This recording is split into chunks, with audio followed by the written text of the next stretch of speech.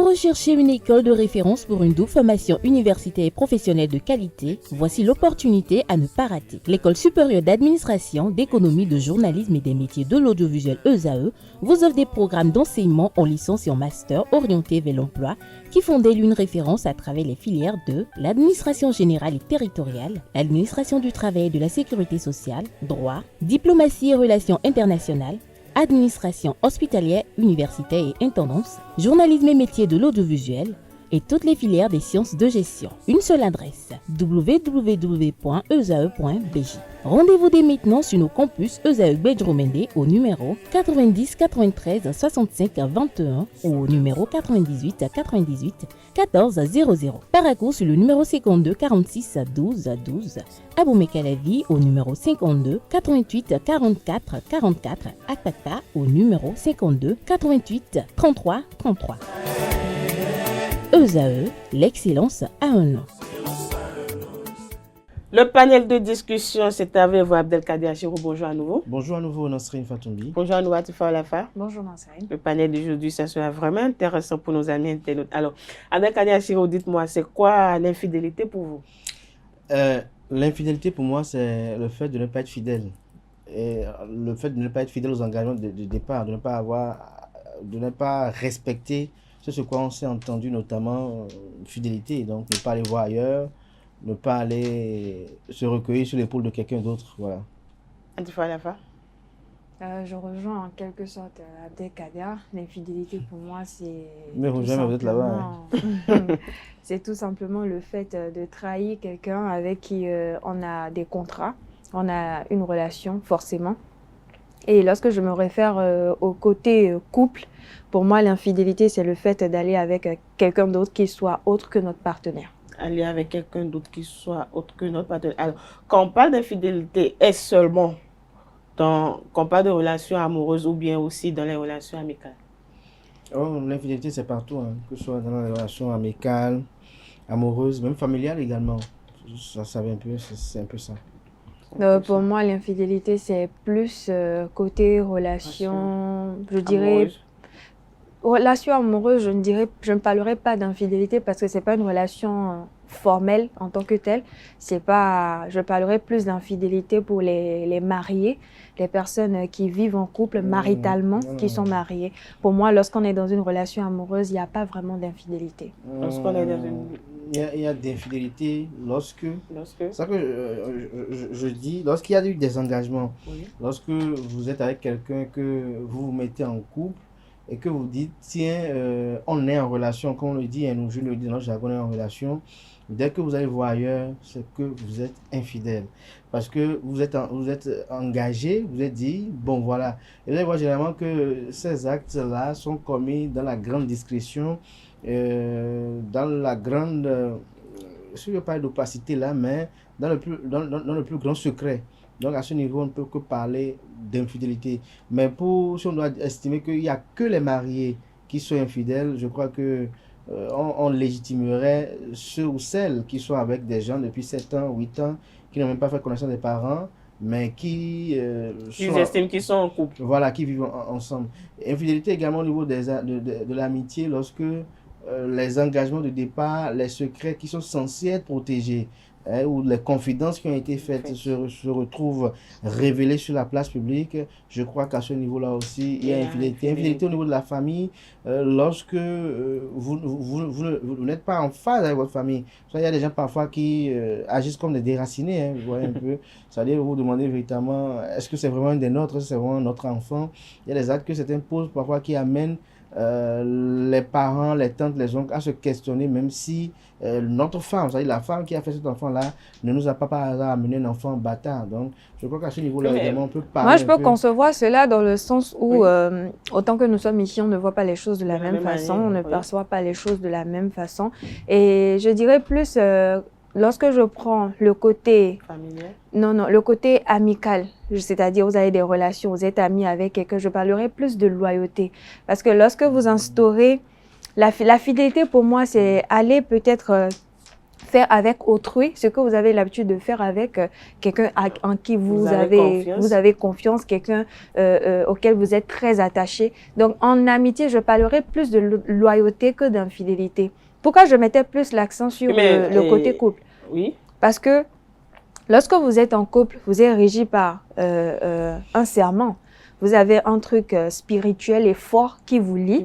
Donc, cela contraint d'une façon ou d'une autre l'un ou l'autre à ne pas commettre une infidélité. Et là, je me focalise plus sur le côté sexuel parce qu'il n'y a pas que l'infidélité sexuelle, il y a plusieurs types d'infidélité. Donc, sur ce point, moi, je ne suis pas du tout d'accord parce que de toutes les relations, je crois que même celle amicale parfois surplante celle amoureuse parce que l'ami est censé ne pas porter certains jugements de valeur que le mari lui porte par contre. Et aux amis, on est fidèle aux amis. Vous avez vu, par exemple, beaucoup de gens disent, par exemple, le président Patrick Talon, il est fidèle en amitié.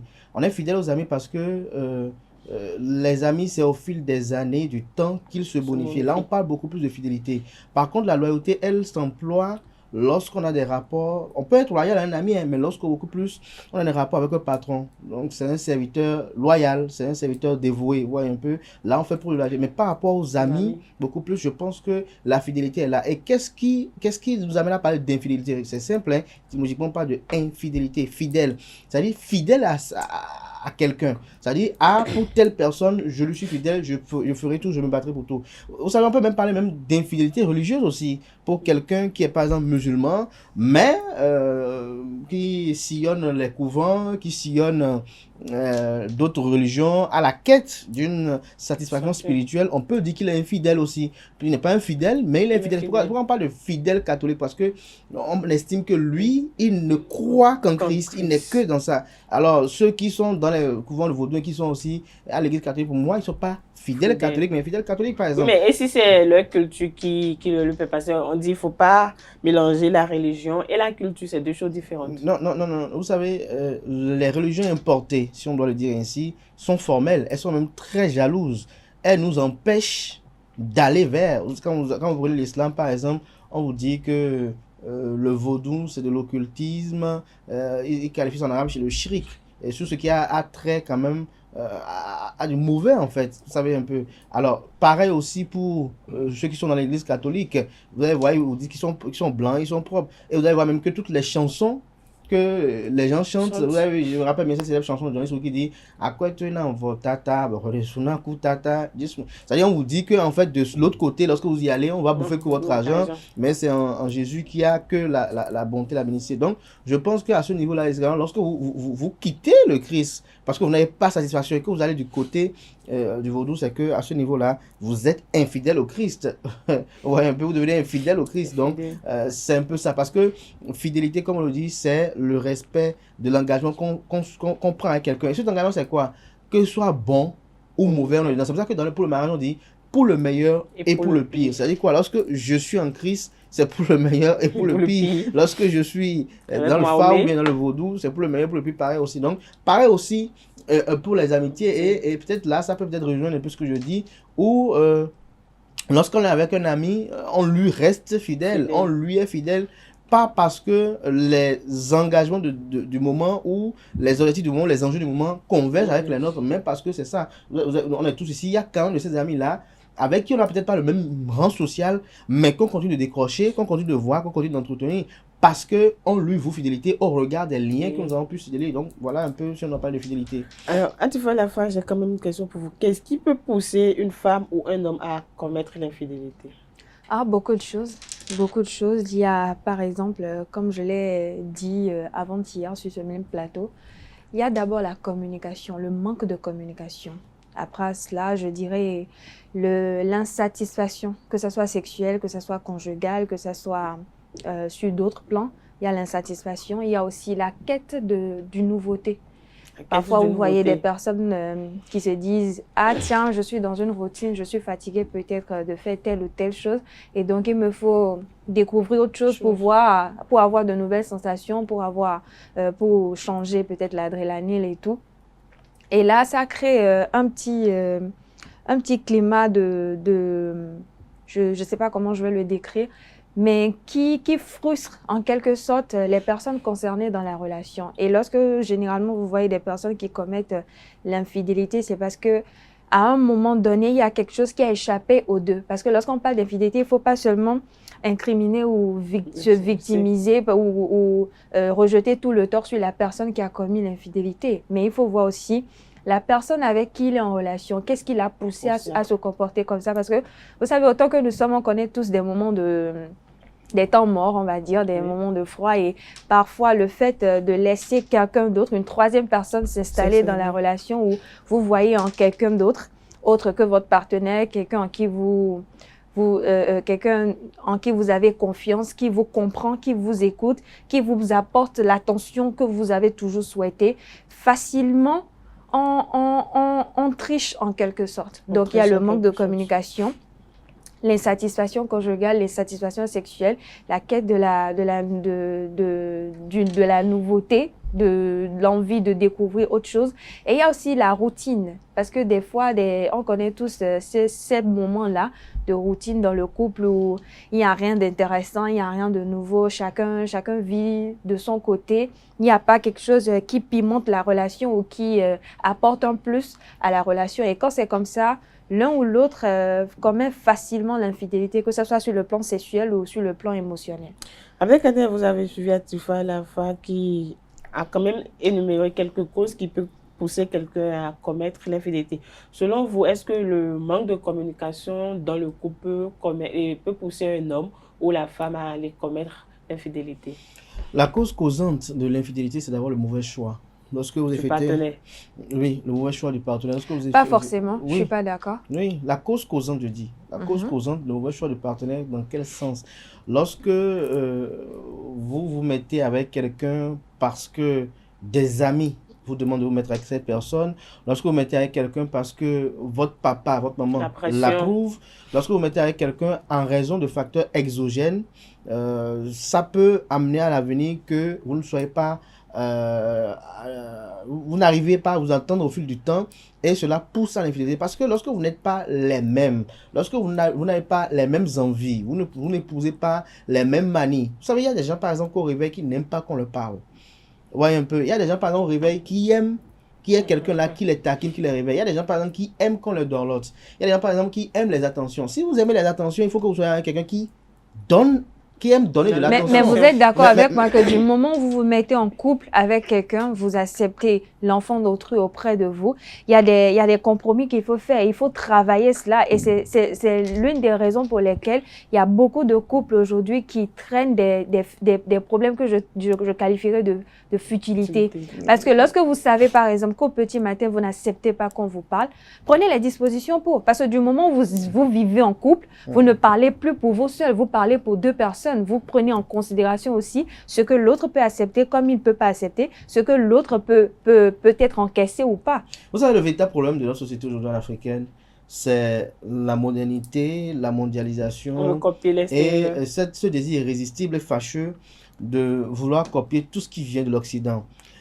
Autant de nos parents, et c'est même cela même qui est même consacré même dans les écritures bibliques et saintes et autres, même dans le Coran, l'homme est le patron de la maison, le patron du foyer.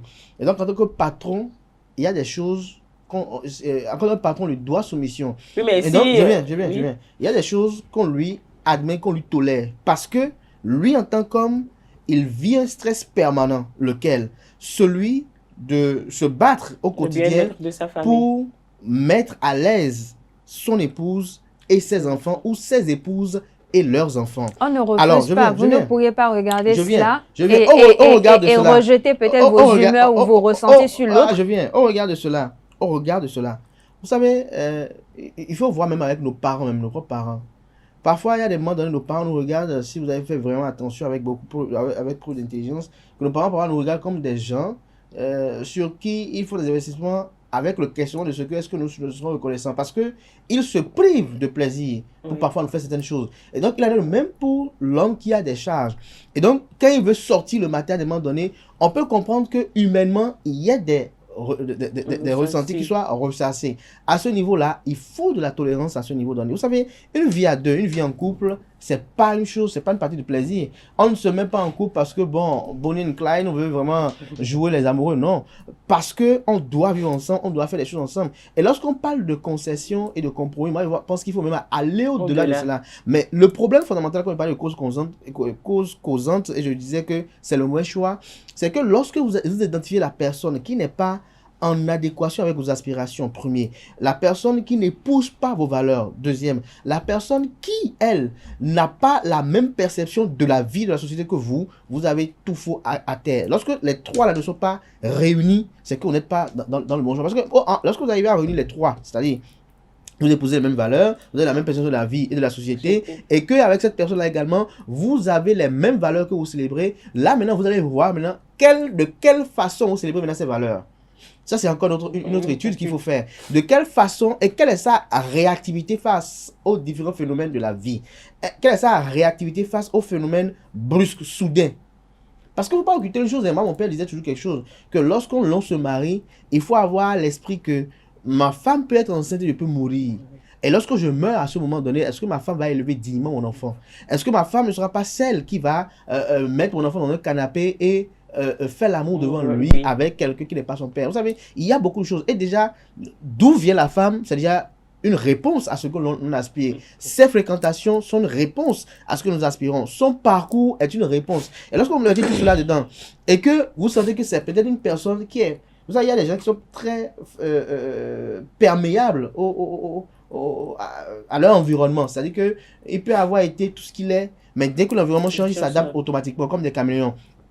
Si vous avez en face un partenaire comme un caméléon, là, vous êtes à l'aise pour vous dire que je peux le changer, je peux la changer. Mais si vous avez avec vous quelqu'un qui est comme un bois sec, et que cette personne vous lui dit, tu dois changer, et qu'elle dit qu'elle va changer, et qu'elle vous témoigne sa volonté de changer, ça ne veut pas dire qu'elle changera véritablement, parce qu'il faut regarder qui elle est. Et quand vous ne faites pas cette étude-là, et que vous vous basez seulement que sur des sentiments, sur des ressentis, sur des mots, pour bâtir une relation, à l'avenir vous vous retrouvez dans le déni. Parce que pourquoi? Il peut arriver que vous mettez en couple avec une nymphomane, par exemple, une nymphomane, qui au fil du temps vous dit non, moi je vais laisser tomber.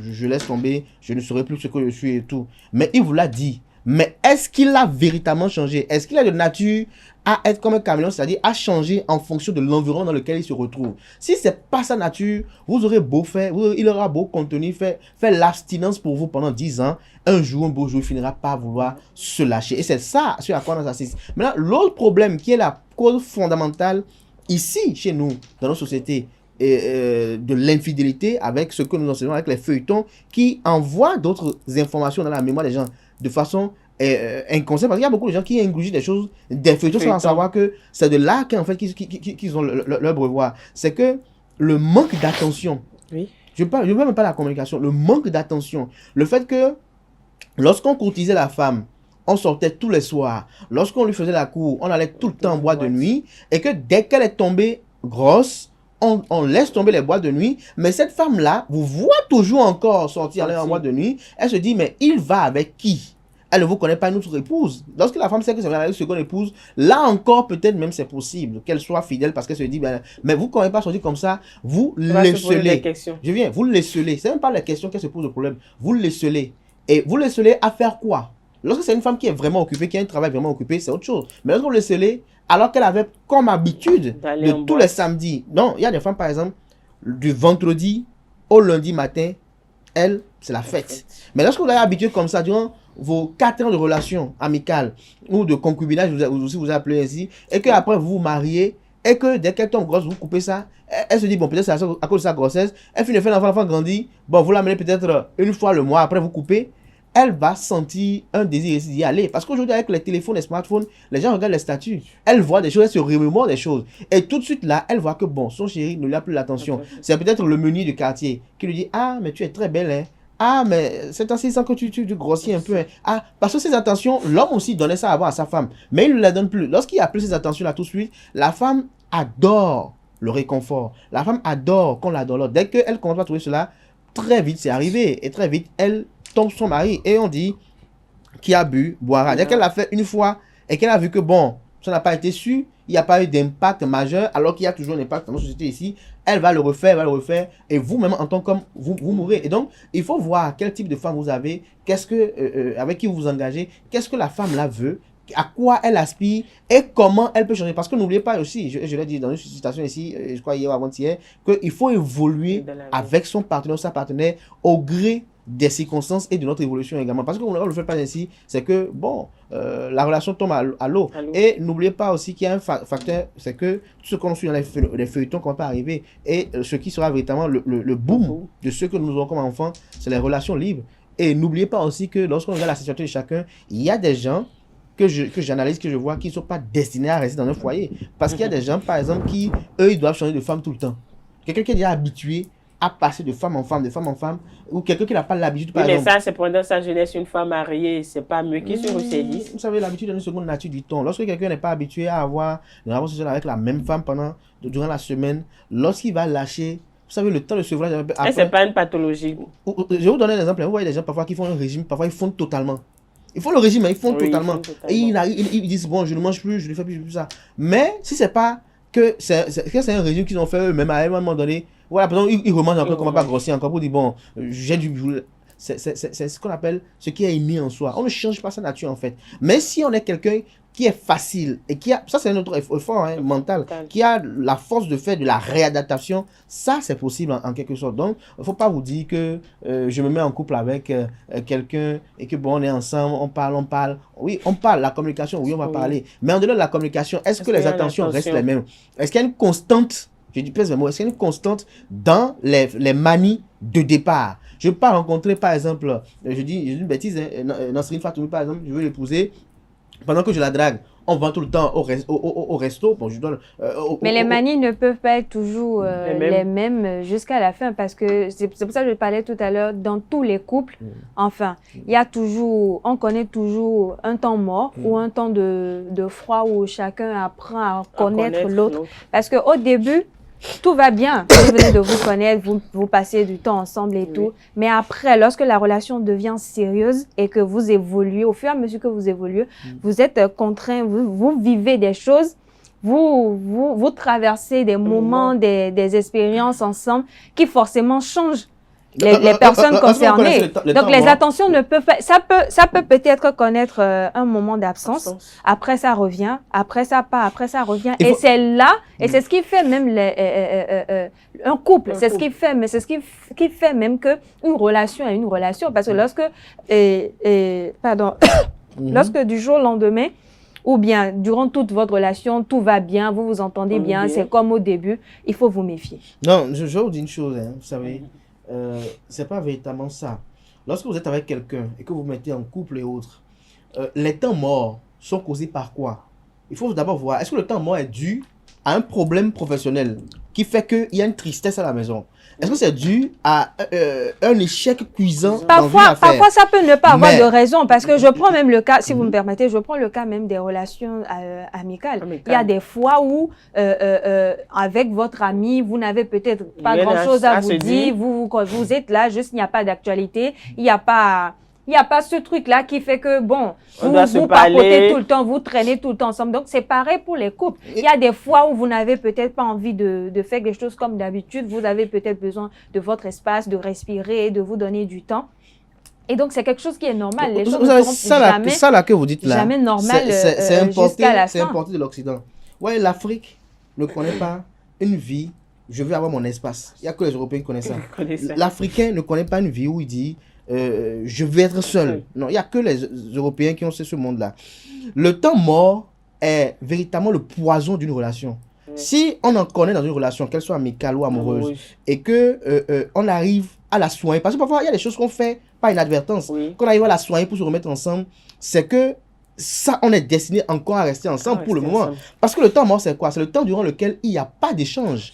Et la nature, comme on le dit souvent, a horreur du vide. Lorsqu'il n'y a pas d'échange, la personne qui est habituée à échanger avec quelqu'un change de partenaire d'échange. Et là, déjà, si on doit rentrer dans ce qu'on dit, il y a infidélité. Lorsque vous connaissez un temps mort avec votre épouse, la femme peut-être se contenir, mais l'homme va la tromper durant ce temps mort parce qu'il va se dire, je veux changer mes idées. S'il revient dans le couple, c'est parce qu'il a changé ses idées avec la mauvaise personne. Mais s'il ne revient pas dans le couple, ça veut dire qu'il a trouvé mieux qu'eux.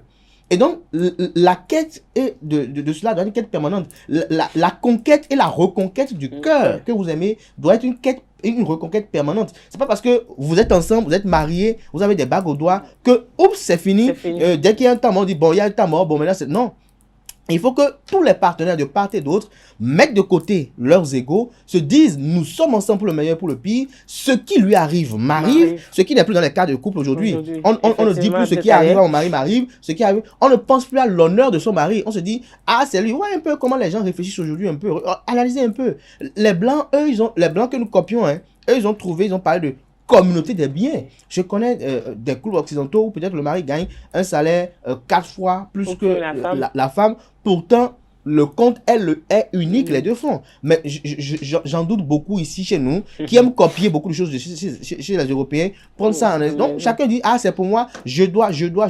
Et quand, dans une relation, il y a le je, et que le nous n'a pas une pesanteur au superlatif que le je, la relation est vouée à l'échec. Une relation, c'est nous. Qu'elle soit amicale, qu'elle soit amoureuse, qu'elle soit familiale, c'est le nous. Le nous pour dire que ce qui t'arrive m'arrive. Ce qui est à moi est à toi. Moi. Et quand c'est comme ça, je pense que tout va bien. Et je dirais aussi, ce qui est vraiment important par rapport aux attentions, parce que c'est la base déjà. Lorsque par exemple, j'ai une petite amie avec laquelle je sors, j'ai commencé à sortir avec elle. Vous voyez pas mal des relations qui, de l'amitié ou de quelque chose, tombent dans du sérieux et après vont au mariage. Pourquoi? Parce que c'est constant. Ouais. Il y a une constance dans ce qui est fait. Et lorsque vous restez ensemble, pourquoi? Parce qu'on dit les amoureux, les amants sont aussi de bons amis. Ouais. Des personnes qui se comprennent. Des personnes qui arrivent à savoir tout de suite. Ah, lorsque je vois, par exemple, Charbel est en train de rentrer comme ça, il dit, ah, c'est sûr qu'il a eu un problème sur la route. Ah, c'est parce que... Et lorsque vous posez les bonnes questions à la personne, je dis souvent même parfois, les personnes qui traversent un moment de temps froid et autres, c'est parce que les uns et les autres ne se connaissent pas totalement. Parce que lorsque vous connaissez votre partenaire, que vous le voyez venir comme ça, vous êtes à même de lui donner le sourire. Lorsque vous avez un mari, lorsque vous avez un copain, et que le copain est dans une période pas très bonne, et qu'avec vous, il ne se sent pas bien, c'est un problème. C'est une alerte déjà que vous devez avoir. Lorsque vous avez votre épouse qui est avec vous, et que lorsqu'elle vient à vos côtés, vous n'arrivez pas à la réconforter. Lorsqu'elle a un problème, elle vous voit, vous la réconforter, c'est qu'il y a un problème. Si c'est un ami, c'est bon.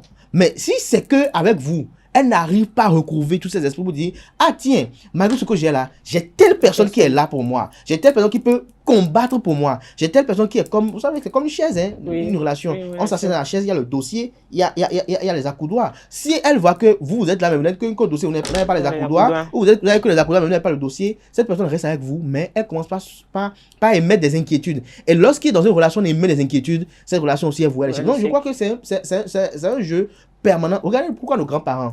On a des grands-pères. Je vois parfois des grands-pères commencer par encore défaire les cheveux à leur épouse. Qu'est-ce qu'il va dire qu'il fait là à ce niveau? Parce qu'il lui reconnaît quelque chose. Ah, c'est la prunelle de mes yeux, c'est ça. Mais Abdelkader, pour en arriver là, il faut déjà voir. Il y a du chemin à parcourir. Il y a du chemin à parcourir, hein. Et c'est comme le professeur David Kofi Aza le disait ici hier. C'est une éducation qui se transmet. Si l'enfant en question, autant de nos grands-parents, il y avait des valeurs. Il y avait des principes, il y avait l'éducation qu'on transmettait à leur progéniture. Mais aujourd'hui, combien de parents ou combien de ces enfants-là connaissent ça? Combien de ces enfants-là savent ce qu'est la vie en couple? Combien? En fait, tout dépend. En fait, c'est pour ça que je parlais tout à l'heure. Il y a un facteur qu'on occulte, hein, l'éducation. Est-ce que la personne ou les personnes concernées ont été éduquées pour? Parce que la vie en couple, c'est autre chose. Il y en a, il faut leur apprendre. C'est pour ça que je dis tout à l'heure, il faut inculquer ça aux enfants dès le bas âge. Aujourd'hui, vous voyez des enfants qui sont issus d'une famille divorcée à qui on met peut-être la pression d'avoir une vie familiale comme si de rien n'était, une vie de couple parfaite. Mais cet enfant-là ou cette personne-là qui n'ont pas connu est-ce que les parents étaient cette chaleur familiale, c'est pour ça que je disais, il faut que les parents fassent leur travail, puissent assumer leurs responsabilités, inculquer cette valeur-là ou cette éducation-là aux enfants. Parce que cet enfant-là qui n'a pas grandi, qui n'a pas connu une chaleur familiale, qui ne sait pas ce que c'est avoir un partenaire à côté, ne plus parler de je, mais de nous, lorsqu'on est à deux, et ne plus se concentrer que sur lui-même, que sur sa petite personne. Souffrez que cet enfant-là ou ce couple-là qui formera après ne battra toujours de l'aile. Je dirais même que le véritable problème, quand elle parle d'éducation, je dis, moi, depuis le moment où on a sorti la chicotte de l'éducation et que on estime que c'est mon enfant, il ne faut pas le frapper. Je dis bien, c'est mon enfant, il ne faut pas le frapper. Vous savez, quand on commence par particulariser quelque chose, c'est que c'est voué à l'échec. Ouais, autrefois, hein, vous avez grandi à Paubert aussi, je pense bien. Lorsque vous commettez une bêtise, quelqu'un qui ne connaît même pas vos parents vous dit ta maison où il vous frappe jusqu'à la maison et les parents poursuivent la besogne. Vous voyez un peu. C'est vrai que certains excès ont amené à dénoncer le phénomène. Mais ça faisait que l'enfant, lorsqu'il met pied à l'école et qu'il entend même le ronflement de la moto du maître, il est droit comme il dans la salle de classe. Et il est assidu en classe. Ça permettait à ce que lorsqu'on dit que ça là, ça ne se fait pas, l'enfant ne venait pas pour dire qu'il veut raisonner parce que lui a fait la philo. Parce qu'il a fait Sciences Po pour dire qu'il veut faire ci, qu'il veut faire ça. Ça permettait à ce qu'on reçoit de nos parents certaines valeurs réelles et fondamentales. Regardez nos parents. Et moi, je pense que ce qui nous tue et nous abrutit, c'est ces raisonnements parfois à la con que nous avons qui nous conduisent bêtement à l'abattage. Aujourd'hui, quelqu'un qui a 60 ans, c'est que vraiment, on pense qu'il a vraiment vécu. Quelqu'un a 70 ans, c'est qu'on pense qu'il a vraiment vécu. Alors que nous avons des anciens qui ont 100 et quelques, 120, 130, et qui parlent, vous imaginez encore, je connais des gens qui ont près de 114 ans et qui mangent encore de la viande, ils ont encore toutes leurs dents, parce qu'ils ont pu avoir de la rigueur par rapport à l'alimentation. Savoir que par exemple l'alimentation c'est fait de ça et de ça, ça et ça c'est bon, quand il n'y a pas ça, ça peut créer tel problème et autres. Mais ici aujourd'hui on a des gens par exemple qui peuvent vous dire, ah moi je n'aime pas manger ceci, pour quelle raison? Aucune. C'est pas une raison spirituelle. Pas une raison... Bon, je n'aime pas. Tu pour vous dire, bon, moi, je n'aime pas, par exemple, prendre ceci parce que, pour quelle raison, si ça. Et donc, il y a tellement de volonté. D'autres vont vous dire, ah non, je pense que non. Déjà, par exemple, qui sont nés dans le vaudou, par exemple. Qui ont été baignés par le vaudou. À qui leur grossesse a été demandée et bénie par le vaudou, par exemple, disent, non, moi, je suis chrétien catholique aujourd'hui. Non, ce truc-là. Parce que ils pensent qu'il a recouvert. Donc, il y a tellement de facteurs. Mais pour que quelqu'un en parle comme ça, est-ce qu'il a été mis au courant de tout ce que ça engendre? C'est ça que je dis, l'éducation des parents. Lorsque les parents lui-même, quand il y a des que, ma rovitine, merci, maman, moi, il y a quoi tourner, bon, et qu'on ne pas dire certaines choses comme ça, l'enfant développe en lui une certaine suffisance. Et donc, vous voyez déjà les enfants, on se rappelait, nous, à 6 ans, 7 ans, il y a des propos que nous, on ne peut pas dire devant nos parents. Il y a des choses qu'on ne peut pas, il y a des postures que nous, on ne peut pas avoir devant les parents. Mais aujourd'hui, parce qu'on dit que bon, non, allez, il l'a juste ce que les parents aussi eux-mêmes disent bêtement que le monde aujourd'hui a évolué. Le monde a évolué, est-ce que l'éducation a évolué? Vous voyez un peu, on nous a dit, bon, on a amené un nouveau programme et autres, mais le nouveau programme qui est arrivé n'a pas donné des enfants plus excellents que ceux d'hier. Par contre, vous voyez quelqu'un qui avait le BPC hier, je crois qu'il peut-être non, sont pas nombreux, mais il y en a. Vous prenez le premier du bac en 2024 et vous prenez le premier du bac. Je dis une bêtise en 94, il y a même pas photo. C'est-à-dire, il va le faire asseoir, lui enseigner au doctorat. C'est-à-dire que le 94, vous prenez parfois nos parents, je connais des parents qui sont commissaires qui m'ont dit qu'il n'a que le CEP. Mais il s'exprime à côté de vous. Parfois, vous cherchez le dictionnaire pour voir. Mais il n'a que le CP. D'autres n'ont que le BPC. Vous voyez un peu, les choses changent parce qu'on a voulu. Les conditions aussi ne sont pas les mêmes. Oui, parce qu'on ne fera plus. Chacun se réadapte en fonction de l'environnement dans lequel lorsqu'on se réveille le matin, on ne se dit que bon, même si on va là-bas, le maître va juste me pincer un peu. Alors qu'avant, la façon dont on te frappe pour les 4 opérations fait que quand on te dit 4 x 4, tu sais tout de suite ce que ça donne. Justement parce que le maître pince aujourd'hui, le maître frappe comme auparavant. Il y avait une sorte de terreur, mais c'est ça. Et c'est ce qui crée le problème aussi dans nos couvents. On parle d'éducation, le problème est partout. Oui. Dans nos couvents aujourd'hui, les jeunes sont initiés, mais bon, ils banalisent tout. Avant, les initiations pour lesquelles on smashait correctement les gens pour les initier et ils en sortaient avec des blessures. Il y a des gens comme ça qui ont été initiés, mais qui ont des cicatrices au dos pour dire cette cicatrice, c'est quand j'ai été initié à Gougou, c'est quand j'ai été initié à Oro, c'est quand j'ai été initié à tel fétiche. Mais aujourd'hui, maintenant, quelqu'un rentre dedans avec deux trucs, il rentre avec un peu de sous, il sort là, comment donc rien n'est plus valeureux. Donc je pense qu'il faut vraiment qu'on retourne à nos valeurs. Alors, et qu'on puisse valoriser véritablement. Dernière question pour finir, la femme de Kader Achéro. Comment s'en remettre de l'infidélité de son partenaire? Je crois que quand il y a infidélité, c'est qu'il y a trahison Et il faut d'abord, la première chose, faut pas analyser l'infidélité brutalement. Il faut réfléchir et chercher à comprendre les motivations de cette infidélité-là. Si les motivations de cette infidélité-là sont d'une nature donnée telle que je vois, on peut pardonner si c'est possible et poursuivre avec cette personne. Si l'étape à laquelle on est, c'est possible de poursuivre avec. Mais si c'est d'une nature que je vois, quelle soit... nature déjà? Infidélité parce que c'est la nature de la personne d'être, comment on appelle, un papillon. Infidélité parce que la personne est insatiable. Infidélité parce que cette personne-là a les yeux au-dessus de la mêlée, ou bien infidélité parce que cette personne-là ne vous considère plus, voir qu'elle mérite mieux que vous. Je pense vraiment, il y a des femmes parfois qui chantent. Vous savez, la femme avant de commencer, c'est des choses aussi, comment pas chanter.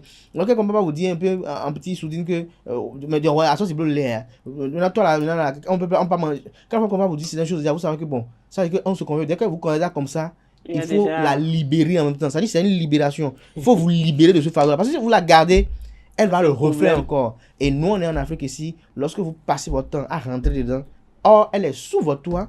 Elle a été dotée légalement, elle est mariée légalement. C'est que vous-même, vous ouvrez la porte à la mort de venir vous chercher et de vous emporter dans son monde. La femme, comment s'en remettre de l'infidélité? Comment se remettre de l'infidélité? Je dirais d'abord chercher à savoir c'est quel type d'infidélité qui a été commise, analyser le fait et regarder un peu, juger le pour et le contre. Parce que tout le monde commet des infidélités, autant que nous sommes ici, d'une façon ou d'une autre, même si d'aucuns ne seront pas d'accord. Suivez mon regard, même si d'aucuns ne seront pas d'accord. On a tous commis... Abdelkader vient de sortir. On a tous été infidèles, que ce soit envers quelqu'un, envers même nos propres principes, nos valeurs et tout. On a tous été infidèles. C'est pour ça que je le disais tout à l'heure. Il y a plusieurs types d'infidélité. Il ne faut pas seulement se focaliser. En couple, j'ai jamais été infidèle, moi. Faut pas, vous êtes en couple? Non. Il ne faut pas seulement se focaliser sur le côté. Donc, vous n'êtes pas infidèle, vous êtes fidèle. Bon, peut-être que je serai fidèle bientôt parce que TikTok est en train de me donner une jeune française là. TikTok. Donc, espérons. Donc, je disais tout à l'heure, il ne faut pas seulement se focaliser sur le côté sexuel. Donc, il faut déjà savoir quel type d'infidélité a été commise, envers qui elle a été faite, qui juger le pour et le contre, et voir aussi quelles sont la démarche à suivre ou comment s'y prendre pour éviter cela. Et voir aussi si peut-être l'infidélité qui a été commise, si on me l'avait faite, comment j'allais prendre ça, comment je pourrais supporter cela. Donc, voilà un peu. Mais l'idéal, c'est de l'avoir déjà en tant que personnalité, l'inculquer dans notre éducation, nos façons d'être et de faire, et savoir que l'infidélité, c'est une très mauvaise chose parce que autant sexuel que d'autres plans, ça a forcément des répercussions. C'est un poison. L'essentiel, c'est de prévenir cela. Lorsqu'il y a des choses qui se posent, il y a des problèmes qui s'imposent, il faut chercher le moyen, trouver le moyen pour en parler. Et créer l'incidence, il faut créer l'incidence pour résoudre ce problème-là, pour ne pas qu'on aille à ce fait-là. Parce que c'est l'insatisfaction à un niveau donné qui va à ce niveau. Mais lorsque quand on est rassasié, vous voyez comment on regarde le repas. Quand on est rassasié, aussi circulant que sentent le repas et autres, le regard des autres, on passe à côté. Lorsqu'on a mangé mieux que ces plats-là, on passe toujours à côté. Donc, cherchez à mettre à l'aise votre partenaire. Vous savez, lorsque vous êtes une femme et que vous faites mieux pour votre mari, je crois qu'il regarde moins dehors. Mais lorsque vous êtes une femme et que vous dites, bon... mais on trouve aussi de ces hommes, même quand la femme le met tout à disposition. Non, en fait, c'est parce qu'on ne se identifie pas. C'est quoi le tout qui est propre à Quentin? C'est quoi le tout qui est propre à Francis? C'est quoi le tout qui est propre à Ned? On aura beau tout faire, il y aura toujours quelque chose qui Je vais le donner 3 noms, par exemple. Vous allez chez un tailleur, les trois personnes là ont 3 différentes mesures. Il doit faire chapeau, c'est 3 différentes mesures de chapeau aussi. Vous voyez, peut-être le 6 en bas, c'est 3 différentes, trois différents phallus. Donc, c'est pour vous dire quoi? Ça ne prend pas le même plaisir. Les 3 n'ont pas le même goût de femme. Vous imaginez encore? Ça, c'est vrai. Mais vous savez, vous aurez beau tout faire, il ne sera jamais ça. Regardez par exemple, nous, en tant qu'être humain, parfois vous vous dites que je veux peut-être renouveler ma garde-robe ou bien je veux peut-être acheter une moto. Et vous vous dites, bon, dès que j'achète la moto, bien dès que je renouvelle ma garde-robe, c'est fini, je n'achète plus aucun autre vêtement. Dès que j'achète ma moto, c'est fini. Dès que vous réalisez cela, il y a toujours autre chose qui vous manque. Et de plus plus en plus, ça s'augmente. Parce qu'il y a de nouvelles tenues qui sortent à la page. Ça, c'est notre débat. Voilà, c'est ça qu'on dit. C'est pas un autre débat, Oui. c'est un exemple. Non. C'est un exemple C'est pas parce que concret. j'ai payé, et comment on appelle, l'iPhone 16 par exemple, que parce qu'il y a le 17 qui est sorti, je dis, c'est pour ça qu'on dit l'amour. On n'est jamais satisfait. L'être humain n'est jamais satisfait. C'est pour ça que je dis, ne faites pas tout et allez vous asseoir comme ça. Il faut arroser. C'est comme un jardin, l'amour. Il faut l'arroser au jour le jour. Vous savez, quand on ignore son jardin, il se fane. Donc, il faut l'arroser au jour le jour, venir enlever les mauvaises herbes. C'est comme ça. Vous savez, l'amour, c'est comme un jardin qui fleurit. Il faut enlever les mauvaises herbes parce que les mauvaises herbes vont empêcher les plantes de pousser. Il faut enlever les mauvaises herbes, l'arroser, le nettoyer, lui prendre les soins et autres. Et aussi, surtout, regardez, Madame Atifa, est-ce que vos nez ne commencent pas à s'épaissir un peu? C'est quoi, il y a un bobo? Dès que la personne sent que j'ai toute cette attention de ce côté-là, elle trouve un réconfort. Parfois même, l'un l'autre, vous avez tendance à vouloir chercher. Il est où? Je veux le voir. L'autre peut aller attendre l'autre au boulot. L'autre, ça dit, il y a un aimant en fait. Mais lorsque c'est des relations dans bon tableau de débrouillard, l'autre aussi te dit ça comme ça, chacun est carré dans son coin, c'est que vous êtes deux ennemis mais qui vivent ensemble, deux adversaires qui vivent ensemble, et que bon, peut-être les enfants relient un peu. Si Dieu vous dit de vivre un peu longtemps, cherchez à savoir bon. les raisons qui font parler ces personnes-là comme ça. Non, il faut dire qu'il y a des gens parfois qui sont des... Je ne veux pas qualifier, mais qui ne veulent pas, qui ne veulent rien faire, et qui parfois cherchent des alibis. Vous savez, il y a une expression qui a été définie, je crois, cette semaine, qui cherche des poux sur la tête d'un chauve. Ouais, un peu. Il y a des gens, c'est comme ça. C'est-à-dire, il n'y a pas de problème, hein. Mais on trouve ça, autant qu'on est ici, c'est comme par exemple, je veux démissionner des AE. Les arguments ne vont pas manquer. Ouais, un peu, je veux démissionner de quelque chose. Les arguments ne vont pas manquer. Lorsqu'on a redit à quelqu'un, il y a toujours quelque chose qu'on a reproché à quelqu'un. Chacun de nous, on a des défauts en nous. Donc, c'est pas ça qui manque. Il faut se focaliser sur les valeurs de quelqu'un pour avancer. Voilà. Il fallait faire pour conclure. Pour conclure, je dirais tout simplement... Arrêtez d'être infidèle d'une façon ou d'une autre, que ce soit sur le plan sexuel, comme je l'ai dit, sur le plan sexuel ou sur les autres plans. Ne soyez pas infidèle et apprenez à l'inculquer dans vos principes et vos valeurs. L'infidélité de l'homme ne se conçoit pas. Parce que, bon, quand ça vous arrange, c'est bon. Donc, pour moi, l'infidélité d'un homme, ça n'a pas... ça n'a pas à se justifier. Pas ça. Un vrai homme ne trompe pas. Un vrai homme, il est fidèle. Et lorsque vous passez à la mairie ou devant Dieu, respectez même à la mairie, à Dieu. Dieu aussi a beaucoup d'enfants. Respectez votre serment. Dieu a beaucoup d'enfants. Homme comme femme, Dieu a beaucoup d'enfants. Homme comme femme, ne soyez pas infidèles. Ne soyez pas infidèles. Vous trouvez toujours des justifications à vous. Je préfère ne pas qualifier cela. L'homme ne peut pas être infidèle. L'infidélité de l'homme ne se conçoit pas. Ouais, c'est ça. C'est ça. Quand c'est vous, c'est bon. Quand c'est nous, c'est mauvais. Bon, il n'y a pas trop de problème. Mais quand c'est la femme qui est infidèle, parce que c'est elle qui est le réservoir, c'est elle qui garde les enfants. Oui, quand c'est ça, c'est elle le réservoir, c'est elle la matrice. Mais si la femme est infidèle, c'est que parmi les enfants, j'aurai un enfant qui a un poignardé un jour. C'est elle qui donne l'exemple. L'homme aussi peut donner aussi l'exemple. Donc arrêtez. L'homme va amener un sperme ou bien comment. Mais la femme, elle peut prendre un sperme et venir prendre pour le mari et donner un enfant bâtard. Continue. Merci à vous, chers intervenants. Merci Abdelkader Achirou pour vos apports. Merci une fois encore, Tifa Olafa. Comme tous les jours, vous me remerciez toujours en dernière position. Merci à vous, chers intervenants. Merci à Tifa Olafa pour vos interventions. Merci une fois encore, Abdelkader Achirou, pour vos apports. Merci également à vous, amis internautes. Ainsi prend fin Frais Matin de ce jeudi matin. Tifa Olafa vous donne rendez-vous demain vendredi pour le même plaisir.